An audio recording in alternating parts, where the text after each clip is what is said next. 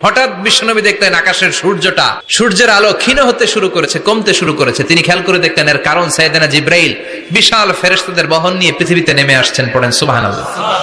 এসে বললেন, ইয়া রাসূলুল্লাহ, আমি 1,40,000 ফেরেশতা নিয়ে নেমে এসেছি। আপনি কি জানেন না, ঠিক একটু আগে মদিনাতে আপনার এক প্রিয় সাহাবা, তার নাম হচ্ছে মুআবিয়া ইবনে মুআবিয়া আল মুজানি, একটু আগে শেষ নিঃশ্বাস ত্যাগ করেছে।